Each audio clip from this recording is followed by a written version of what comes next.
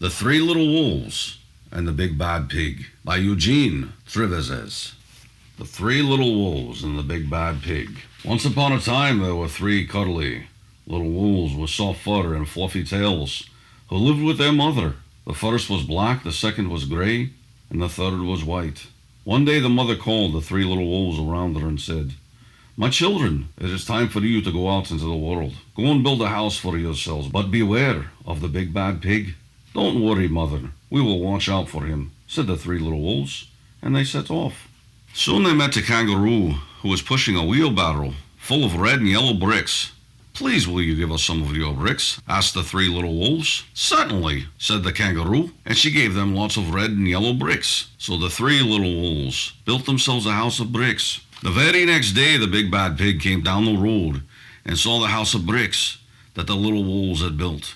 The three little wolves were playing croquet in the garden. When they saw the big bad pig coming, they ran inside the house and locked the door. The pig knocked on the door and grunted, little wolves, let me come in." "No, no, no," said the three little wolves, "by the hair on our chinny chin chins, we will not let you in, not for all the tea leaves in our china teapot." "Then I'll huff and I'll puff, and I'll blow your house down," said the pig. So he huffed and he puffed, and he puffed and he huffed, but the house didn't fall down. But the pig wasn't called big and bad for nothing. He went and fetched a sledgehammer and he knocked the house down. The three little wolves only managed to escape before the bricks crumbled, and they were frightened indeed. "We shall have to build a stronger house," they said. Just then they saw a beaver who was mixing concrete in a concrete mixer. "Please, will you give us some of your concrete?" asked the three little wolves. "Certainly," said the beaver, and he gave them buckets and buckets full of messy, slurry concrete. So the three little wolves built themselves a house of concrete.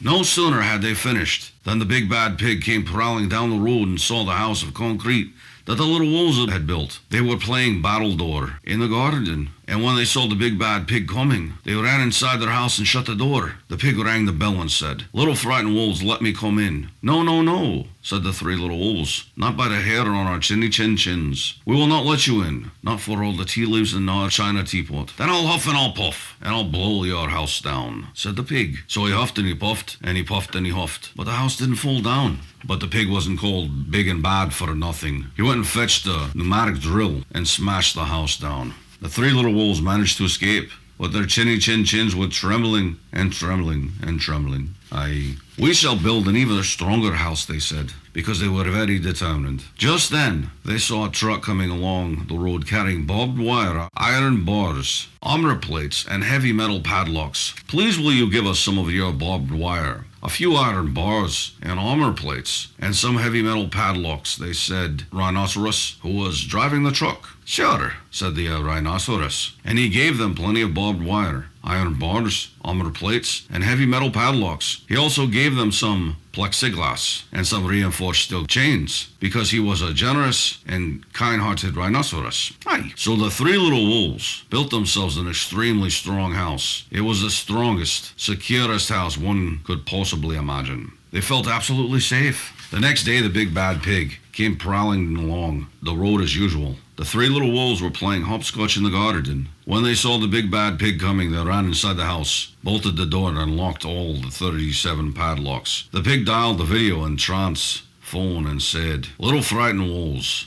with their trembling chins, let me come in." "No, no, no," said the little wolves, "by the hair on our chinny chin chins, we will not let you in, not for all the tea leaves in our china teapot." "Then I'll huff and I'll puff, and I'll blow your house down," said the pig. So he huffed and he puffed, and he puffed and he huffed, but the house didn't fall down. But the pig wasn't called big and bad for nothing. He brought some dynamite, laid it against the house, lit the fuse, and the house blew up. The three little wolves just managed to escape with their fluffy tails scorched. "Something must be wrong with our building materials," they said. "We have to try something different." But what? At that moment, they saw a flamingo come along pushing a wheelbarrow full of flowers. "Please will you give us some flowers?" asked the little wolves. "With pleasure," said the flamingo, and he gave them lots of flowers. So the three little wolves built themselves a house of flowers. One wall was of marigolds, one of daffodils, one of pink roses, and one of cherry blossoms. The ceiling was made of sunflowers, and the floor was carpeted of daisies. They had water lilies in their bathtub and buttercups in their refrigerator. It was a rather fragile house, and it swayed in the wind, but it was very beautiful.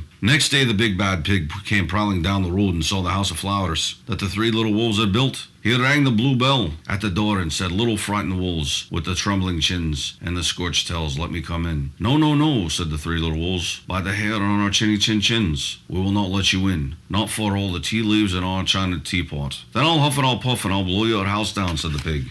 But as he took a deep breath, ready to huff and puff, he smelled the soft scent of flowers. It was fantastic, and because the scent was so lovely, the pig took another breath, and then another. Instead of huffing and puffing, he began to sniff. He sniffed deeper and deeper until he was quite filled with the fragrant scent. His heart grew tender, and he realized how horrible he had been. Right then, he decided to become a big good pig. He started to sing and dance, the tarantella. At first, the 3 little wolves were a bit worried. It might be a trick. But soon they realized that the pig had truly changed, so they came running out of the house. They started playing games with him. First they played Pig Bog, then they played Piggy in the Middle, and when they were all tired, they invited him into the house. They offered him tea and strawberries and wolfberries and asked him to stay with them as long as he wanted. The pig accepted, and they all lived happily together ever after. Aye.